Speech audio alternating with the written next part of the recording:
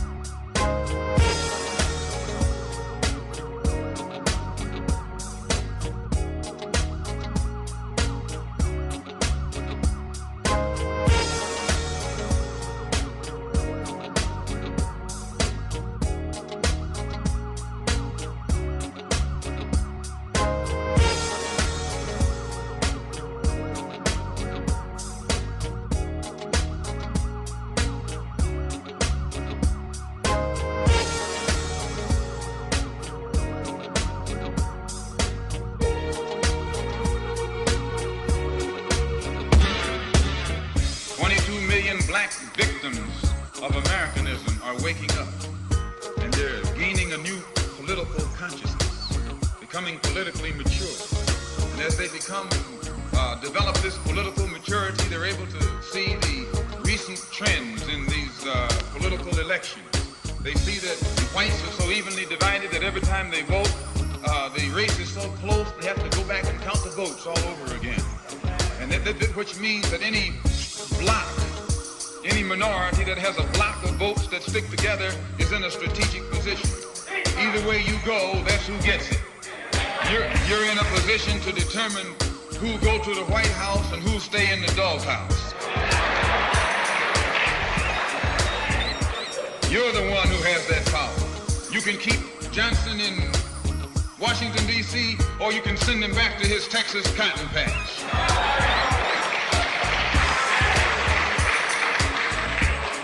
You're the one who sent Kennedy to Washington.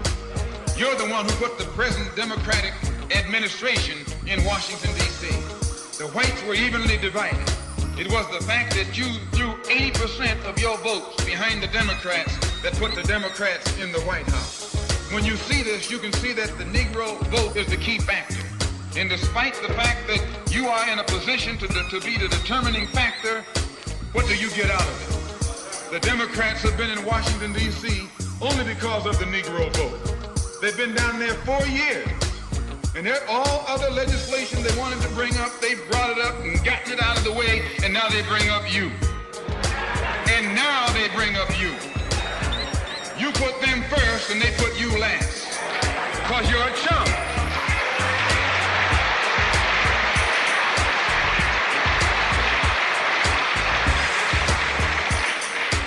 A political chump. In Washington, D.C., in the House of Representatives, there are 257 who are Democrats. Only 177 are Republicans. In the Senate, there are 67 Democrats. Only 33 are Republicans. The party that you backed controls 2/3 of the House of Representatives and the Senate, and still they can't keep their promise to you, because you're a chump.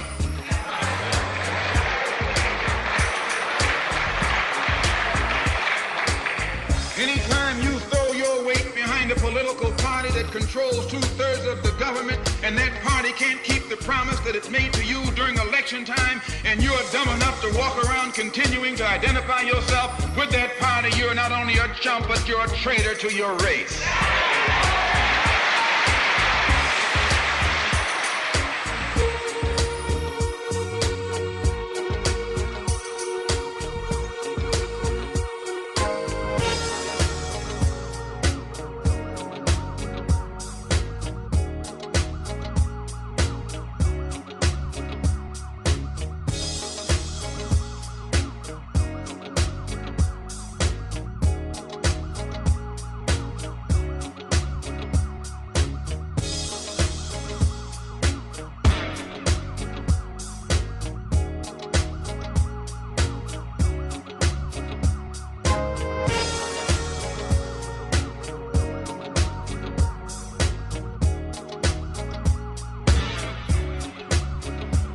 We shall overcome.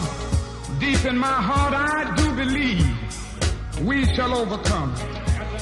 Though I join hands so often with students and others behind jail bars singing it, we shall overcome. Sometimes we've had tears in our eyes when we joined together to sing it, but we still decided to sing it.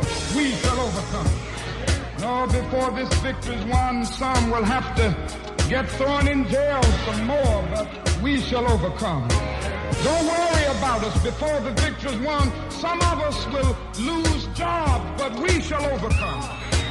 Before the victory's won, even some will have to face physical death. Physical death is the price that some must pay to free their children from a permanent psychological death. Then nothing shall be more redemptive. We shall overcome. Before the victory's won, some will be misunderstood and called bad names and dismissed as rabble-rousers and agitators. But we shall overcome. And I'll tell you why. We shall overcome because the arc of the moral universe is long, but it bends toward justice. We shall overcome because Carlyle is right. No lie can live forever. We shall overcome because William Cullen Bryant is right. Truth crushed to earth will rise again. We shall overcome because James Russell Lowell is right. Truth forever on the scaffold, wrong forever on the throne. Yet that scaffold sways the future. Behind the dim unknown standeth God within the shadows, keeping watch above his own. We shall overcome because the Bible is right. You shall reap what you sow. We shall overcome. Deep in my heart, I do believe we shall overcome. And with this faith, we will go out and adjourn the councils of despair and bring new light into the dark chambers of pessimism. And we will be able to rise from the fatigue of despair to the buoyancy of hope. And this will be a great America. We will be the participants in making it so. And so as I leave you this evening, I say, walk together, children. Don't you get weary. There's a great camp meeting in the